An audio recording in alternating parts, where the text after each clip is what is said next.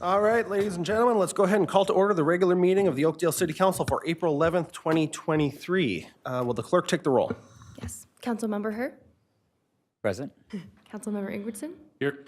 Councilmember Morcomb? Here. Councilmember Olson? Here. Mayor Zabel? Here. Please join me in the Pledge of Allegiance. I pledge allegiance to the flag of the United States of America and to the republic for which it stands, one nation, under God, indivisible, with liberty and justice for all.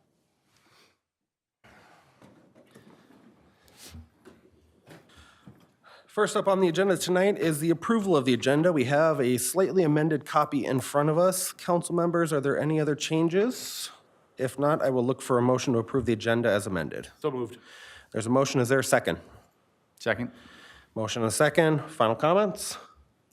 All those in favor say aye. Aye. Opposed? And the agenda is adopted. Next up is approval of minutes. First set is the workshop meeting minutes from March 28th, 2023. Council members, any changes?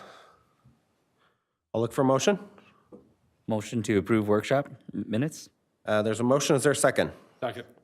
Motion and a second. Any conversation? All those in favor say aye. Aye. Opposed?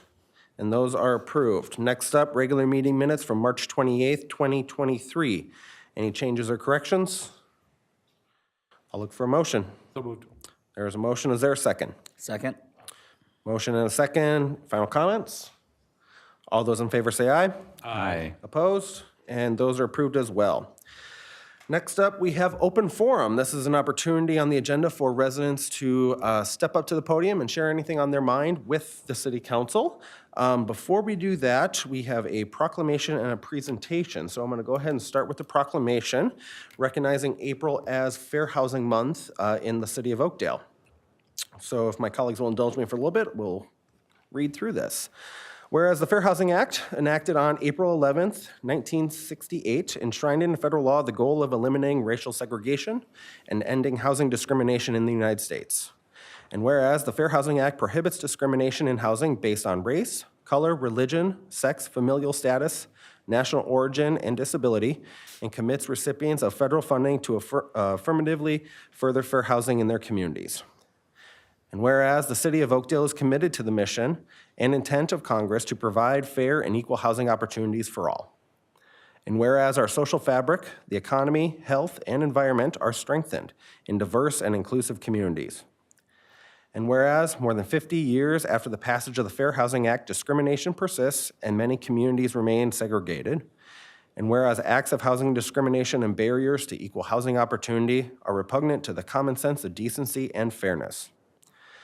And whereas the city of Oakdale is an inclusive community committed to fair housing and to promoting appropriate activities by private and public entities to provide and advocate for equal housing opportunities for all residents and prospective residents of Oakdale.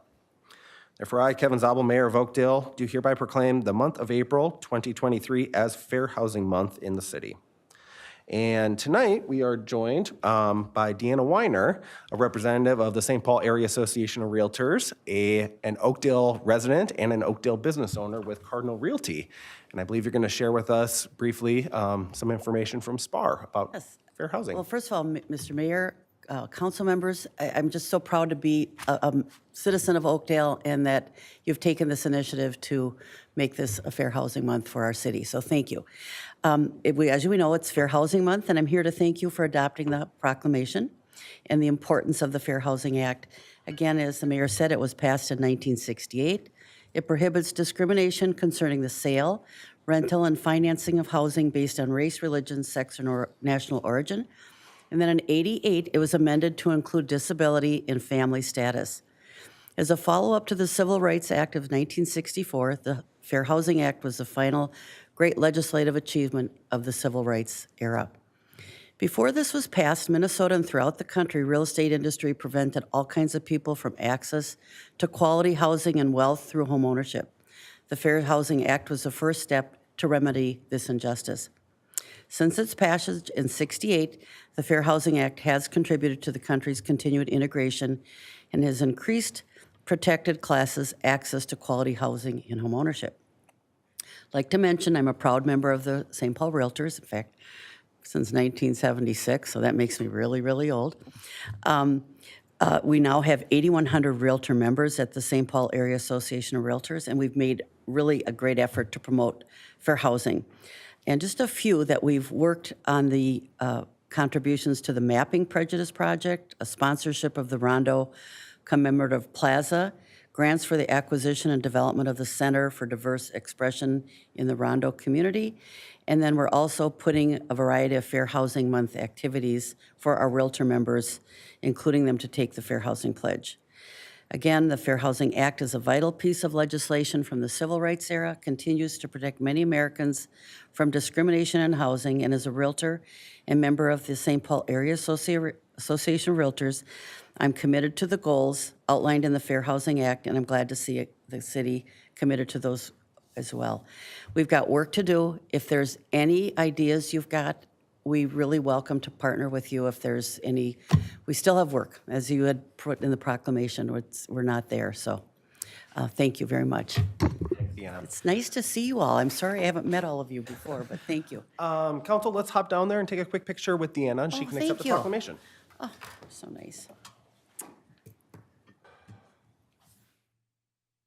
Where do you want me to, where are we going to be? Right up front. Oh, please.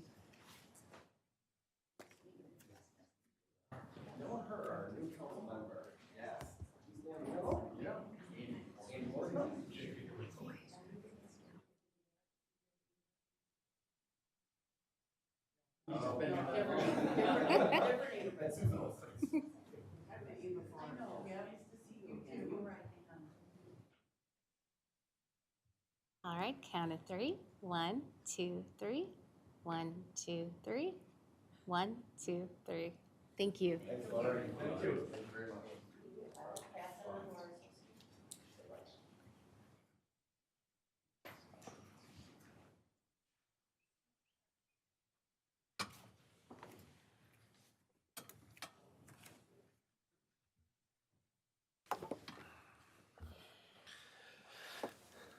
Next up, I want to welcome Monica Stiglich, an Oakdale resident who has been serving on the 3M Water Settlement Advisory Committee for a number of years now, I believe, who is going to be sharing some information with us about the Priority 2 segment of the settlement plan. Welcome, Monica. Thank you for the introduction, Mayor. Again, my name is Monica Stiglich. I've been a resident of the community since July 1974. So I'm just about caught up with our real estate person. But as the mayor mentioned, the water settlement was actually a legal document that was concluded early 2018.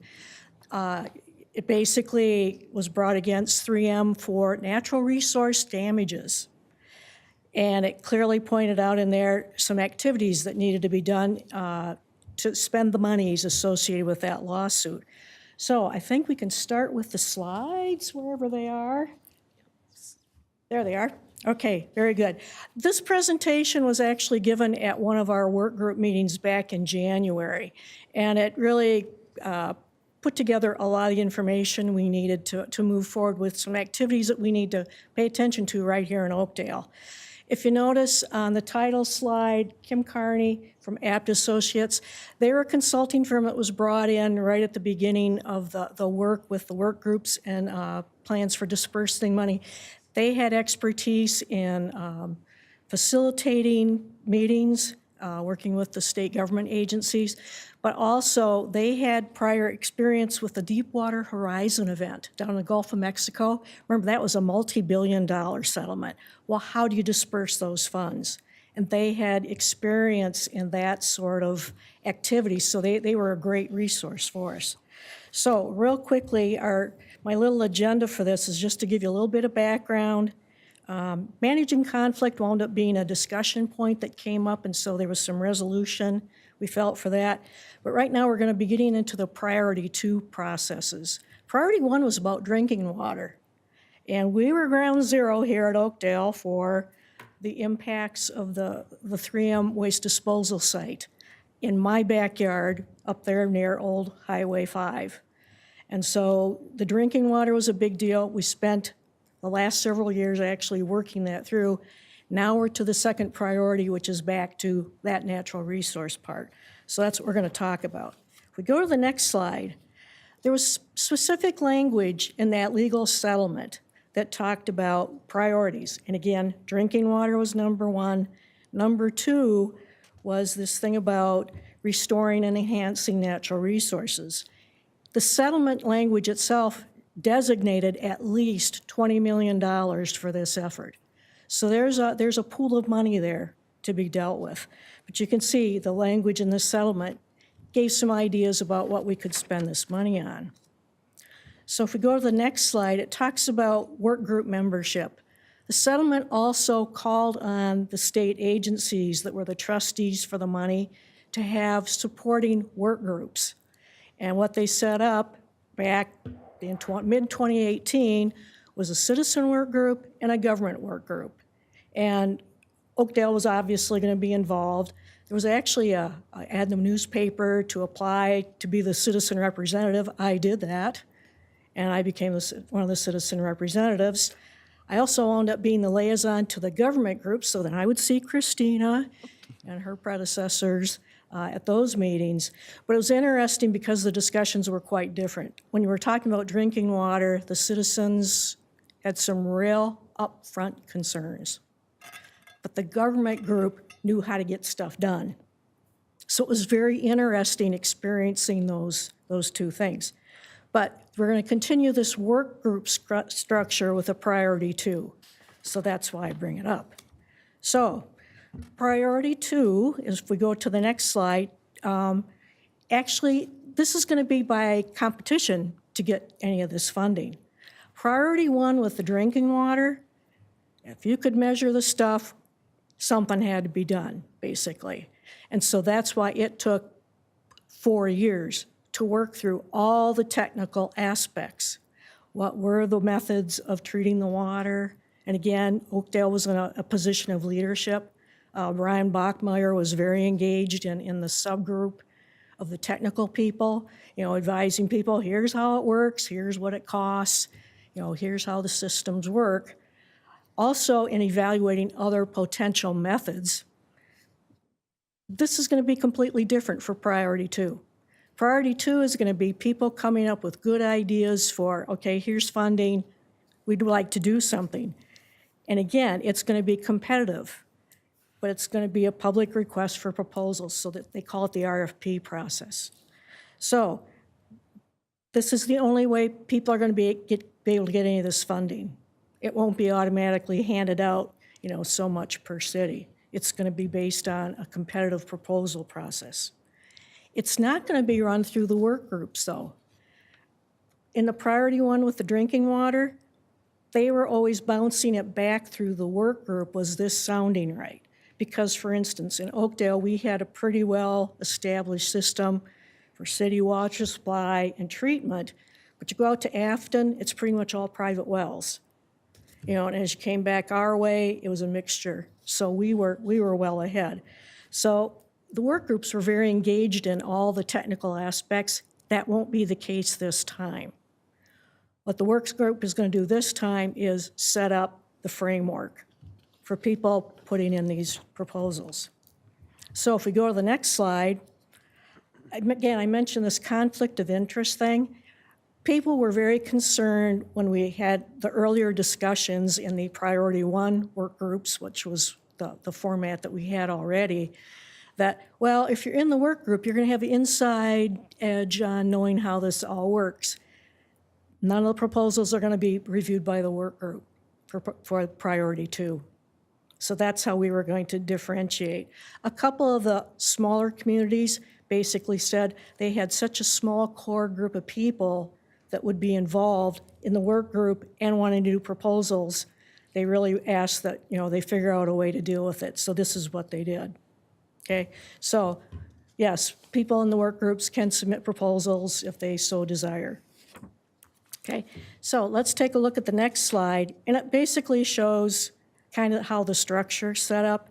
Again, the Department of Natural Resources and the Minnesota Pollution Control Agencies are considered the trustees for this money. They're kind of at the top of the the pile, so to speak, they're the ones that actually make the final decisions. And they will be making the final decisions as far as selecting which proposals are selected for this natural resource funding, okay? We're still going to have 2 work groups. There's going to be a subgroup, and I'll talk about that a little bit more, but they're expecting this to be a much shorter time frame. It's not going to take 4 years to get this set up. It's going to go a lot quicker. There's going to be different types of feedback that are going to be available also. So let's go to the next slide and the structures of it. There's going to be new government and resident, they're calling it a resident work group this time instead of a citizen work group. I've already applied and been accepted. And it's because I was familiar with how these processes work. I knew an awful lot of the people already. And I'm retired, so I have the time. So I was glad to do that. Christina is actually stepping forward to be in the government group because, again, we want to be engaged. I mean, we've already had really nice visibility in this whole effort, and we'll continue with that. So the application to actually be on the resident group actually closed back in March. So, it was promoted in on their websites and so forth. So they finally got around to saying, yes, we're finally going to have a meeting also. So that's going to happen in early May. So here's what the work groups are going to be doing now. They're going to be providing the feedback on the goals, evaluation criteria. Like, they're just not going to stand there with, like the payday on MASH when they had the pile of money and handing out. That's not exactly how it's going to work. There are going to have to be evaluation criteria on these proposals. So scope and language, but again, we will not be discussing the proposals in the work group. The trustees will be doing that from the state agencies, okay? So, interestingly, I showed you that language in the settlement of at that point in time, in 2017, 2018, this is what they thought the priority 2 things were going to be about. We already need to consider revising some of that language. Boat ramps was the one that really just didn't fly very well. I mean, some of the communities are on the river or on bigger lakes, but the big thing is restore, protect, and so forth. That's what we really want to look out for. And that thing about reducing fish tissue contamination is a really big deal.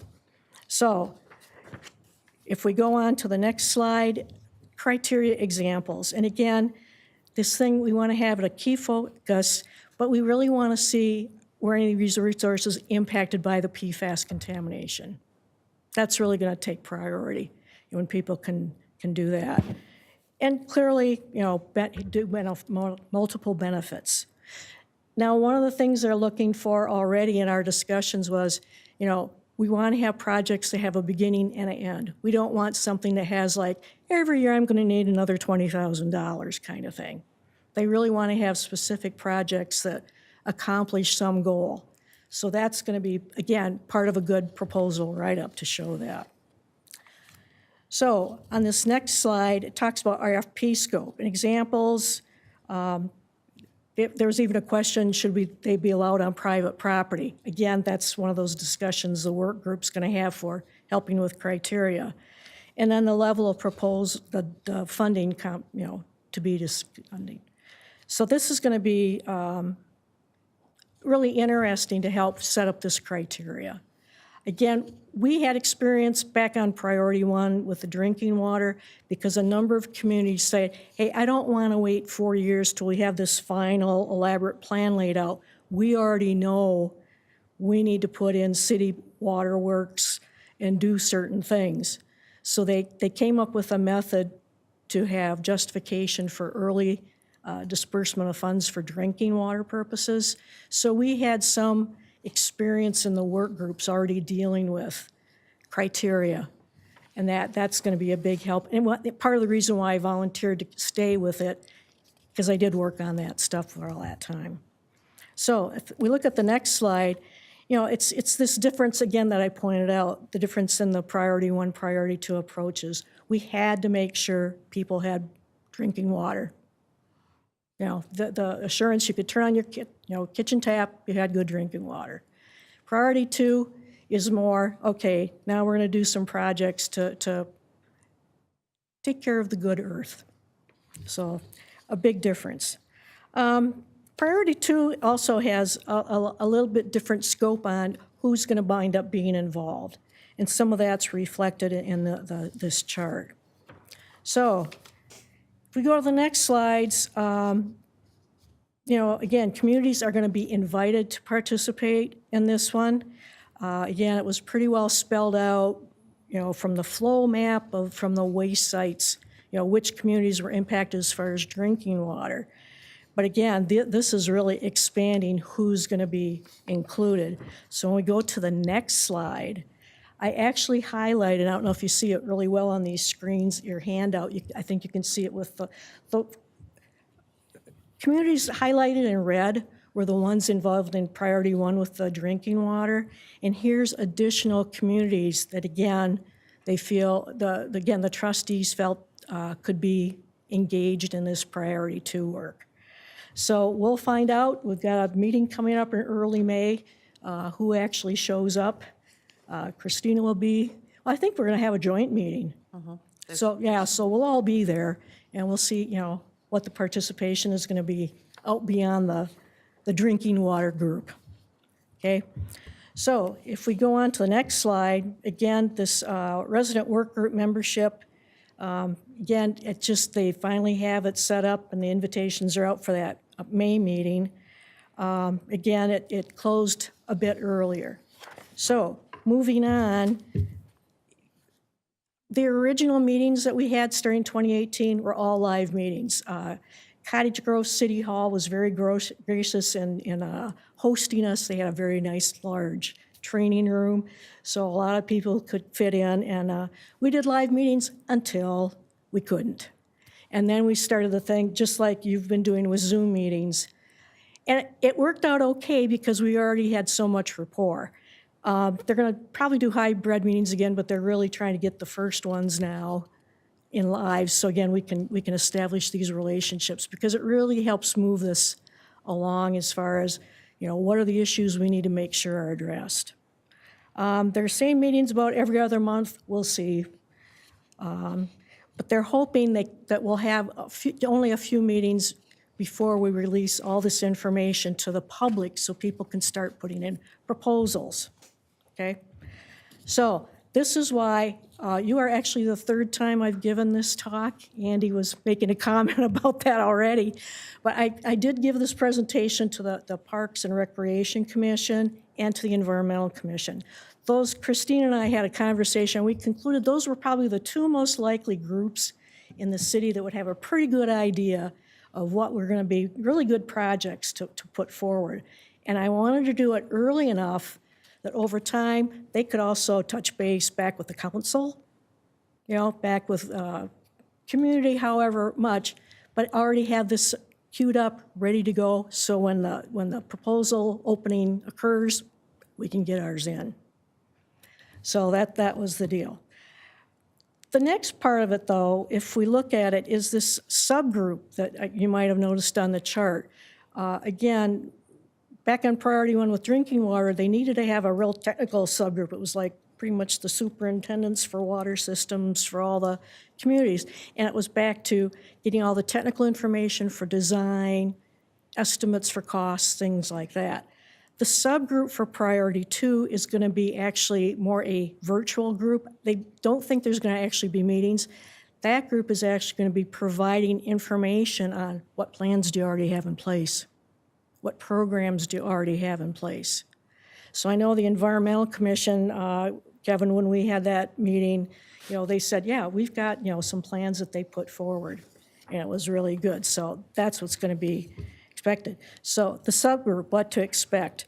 Again, the state's going to be inviting people to participate, no formal meetings, and the state will probably be meeting one-on-one to review some of this stuff.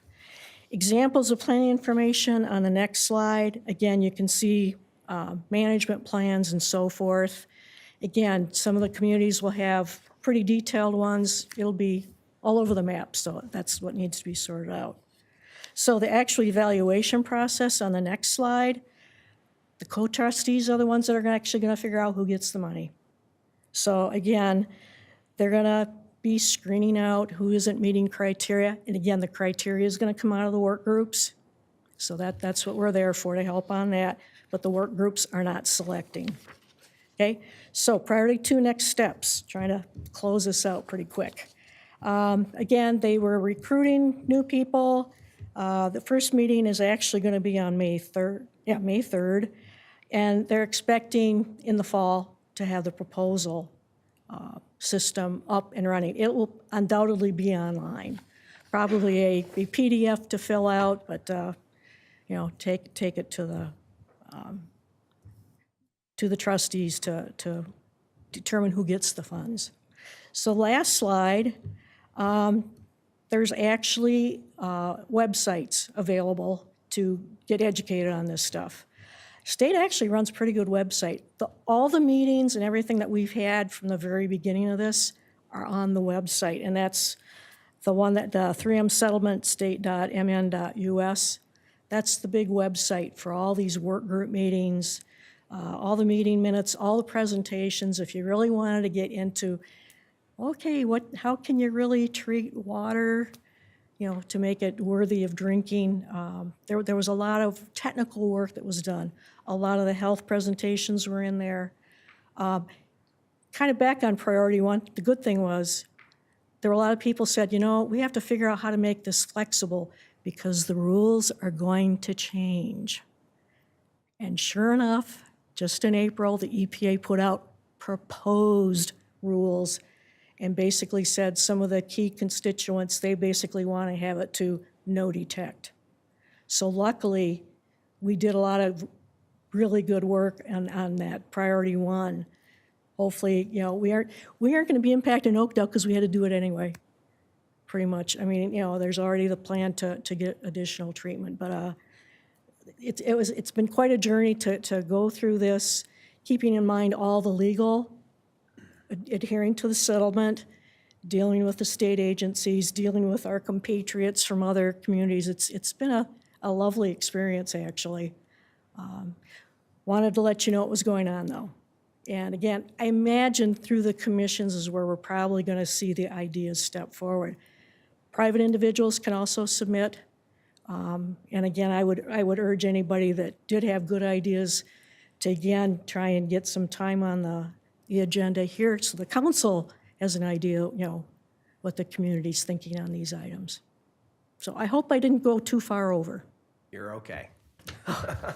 Okay. Monica, on behalf of our city, thank you so much for all the work you've put into this. We know this has been a long process, and having somebody with your passion for the community and professional expertise is incredibly beneficial to what we're trying to do at the city. So thank you. Okay.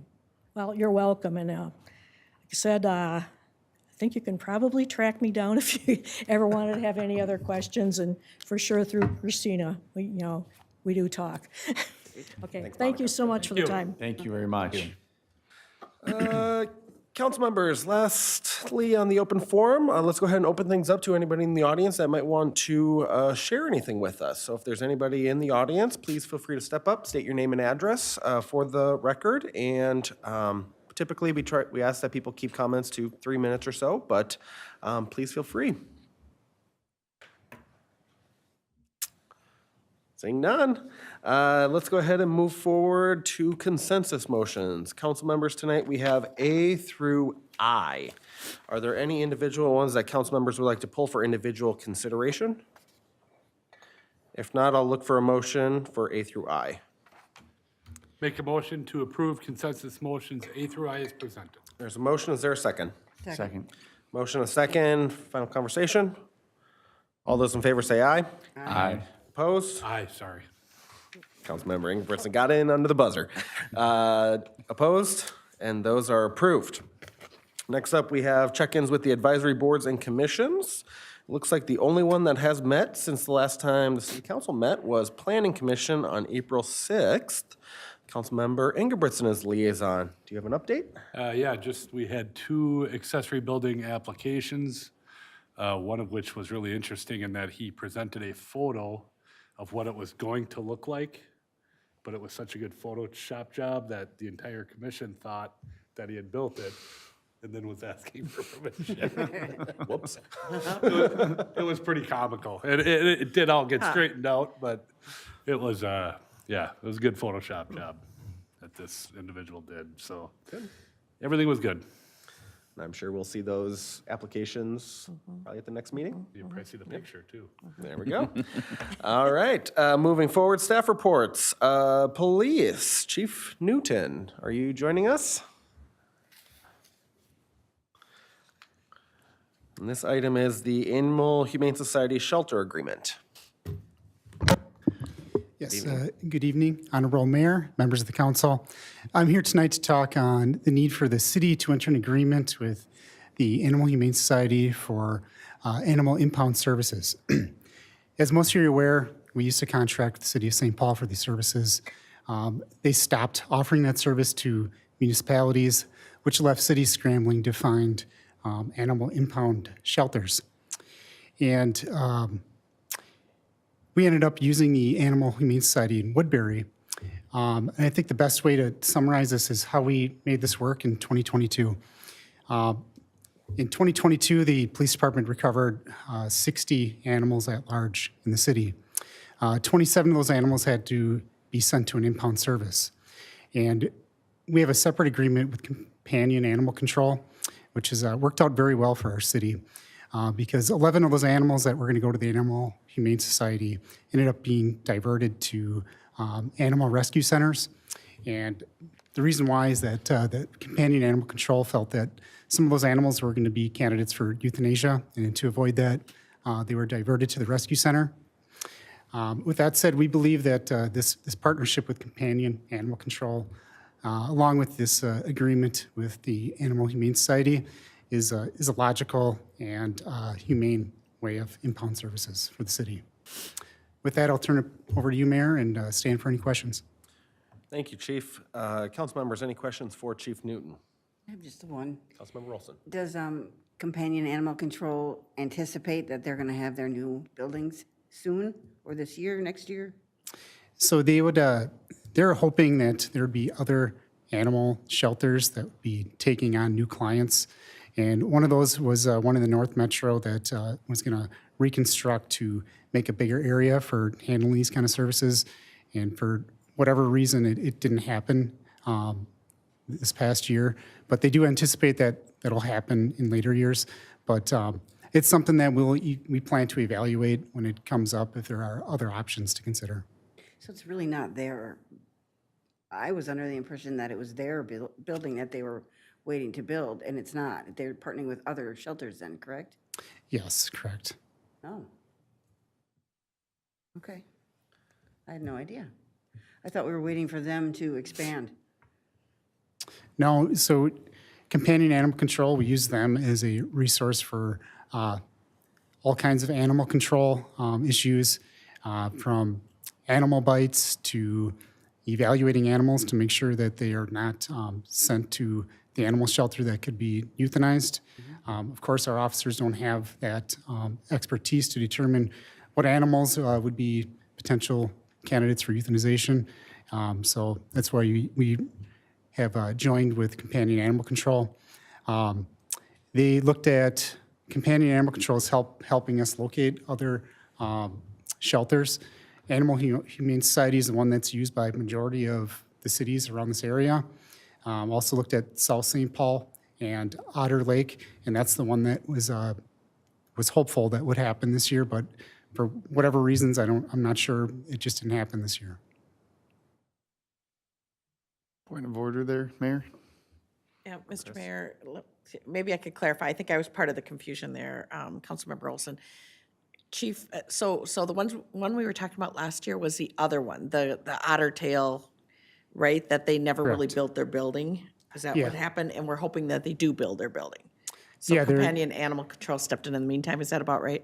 So no, we use Companion Animal Control as the people that come out and evaluate the animals. And if we find a resource center that would take animals without any possible euthanasia, then we would reconsider if we're going to continue to use companion animal control. Obviously, one of the things to consider when we get to that point is having limited street staff to transport animals to White Bear Lake area, or Hugo area rather. So those are all things we'll consider when other options are available. I know they've been really helpful in getting animals back to their homes. Very helpful. So, I was just misinformed or under the wrong impression that it was their shelter that we were waiting for them to build. So thank you for clarifying. Yeah, no problem. Council members, any other questions for the chief? Seeing none, I'll look for a motion. Make a motion to authorize the mayor and city administrator to enter into an agreement with the Animal Humane Society. There's a motion. Is there a second? Second? Motion and a second. Final comments?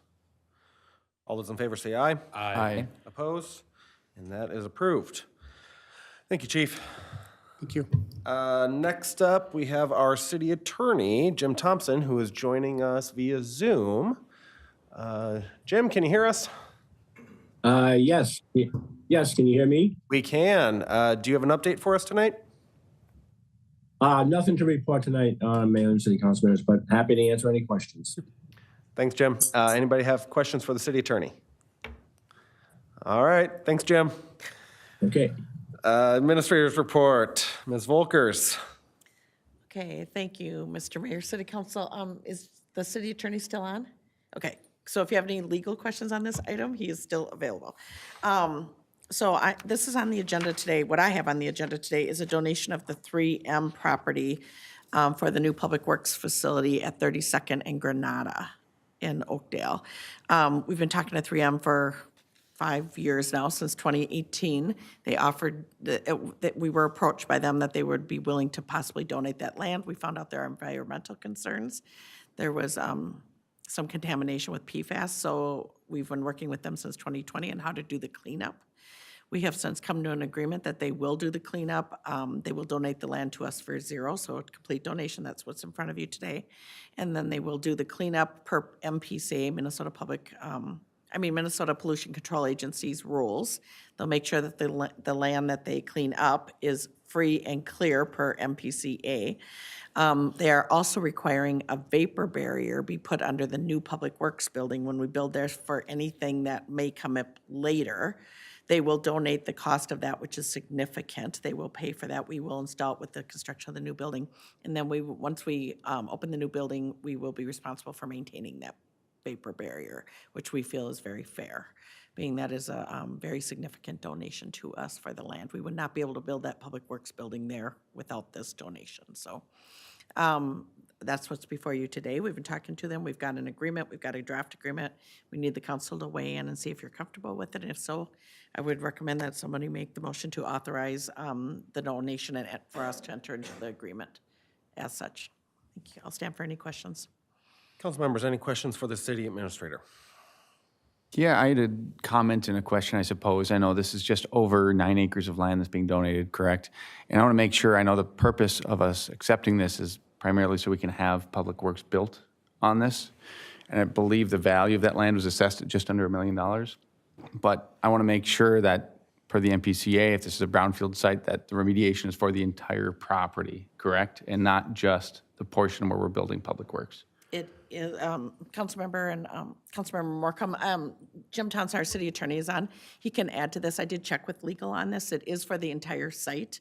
It is based on the site plans that we've submitted and what we need. And if we do a completely different project, different building, different anything, we'd have to look at it again. But it is for the entire site. So City Attorney Thompson, do you have anything to add to that?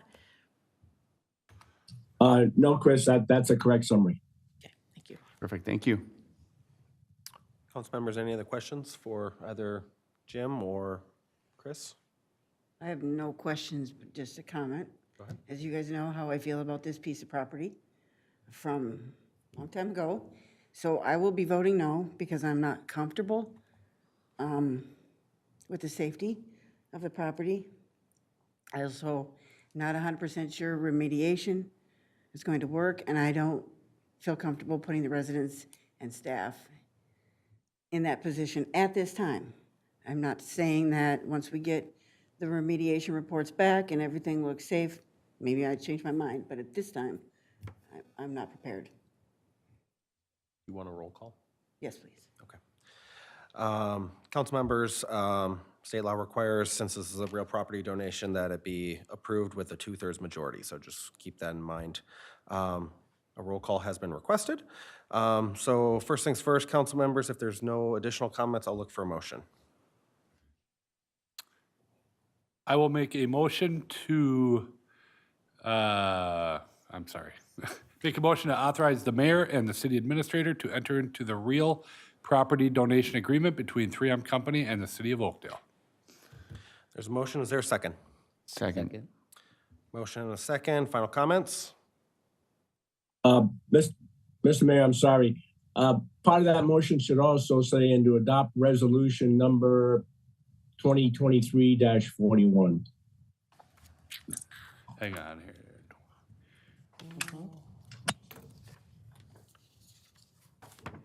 Do you just want me to repeat it, Jim, with that? No, you can just say, yeah, I add that to my motion, and to adopt resolution 2023-41. And that's 4141? Yes. Okay. Yes. And I would like to add to my motion that we are adopting resolution 2023-41. To the amended motion, I'll look for a second. Second. Motion and a second. All those in, the clerk will take the roll. Councilmember Ingebrigtson, Yes. Councilmember Morcomb, Yes. Councilmember Herr, Yes. Councilmember Olson, No. Mayor Zabel. Yes. The vote is 4-1. The motion 2023-41 is approved, and the contract will be signed. Council presentations. I guess I'll take this one. One item under here is to update the board and commission assignments for 2023. Just a small tweak to 2 of the commissions with the addition of Councilmember Herr joining the ranks. So, council members, I would look for a motion. I'll make a motion to affirm the update to the appointments for the boards and commissions liaisons for 2023 as noted in the attached. There's a motion. Is there a second? Second. Motion and a second. Final comments? All those in favor say aye. Aye. Opposed? And the assignments are updated. Individual council member presentations.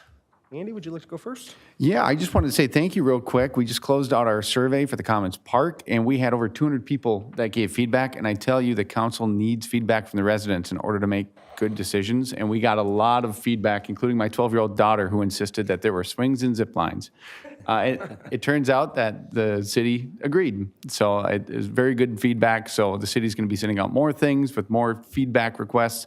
Just encourage everyone to keep an eye out. Good deal. Councilmember Ingebrigtson. I have nothing. Councilmember Olson. Nothing from me. Councilmember Herr. Nothing from me. All righty. I have a few. Just a reminder, if you have questions about your property valuation statement, Washington County is hosting 4 open book meetings in April, including one right here at City Hall tomorrow. So tomorrow, Wednesday, April 12th from 5 to 7 p.m., I believe in this room, right, in council chambers. So if you have questions about your property valuation, why your property is being valued how it is, this is a good opportunity to come talk with the county one-on-one and ask those questions. So please plan on attending. If you can't make the open book tomorrow, there are 3 others scattered throughout the county, and those dates and times and locations can be found on the county's website. If you are like me, you probably have branches and brush that came down in the snowstorm last week. Residents are invited to take those branches to Public Works to be disposed of. Branches must be under 8 inches in diameter, and you can drop it off at the Public Works campus Monday through Friday from 7:30 a.m. to 3 p.m. Their address is 1900 Hadley Avenue North. When you get to the campus, please pop into the office. They'll give you directions on where to take your brush, and then you can pay the nominal fee then. A reminder of an upcoming event, a free mobile shredding event will be held Saturday, April 22nd from 9 a.m. to noon in the northeast corner of the City Hall parking lot.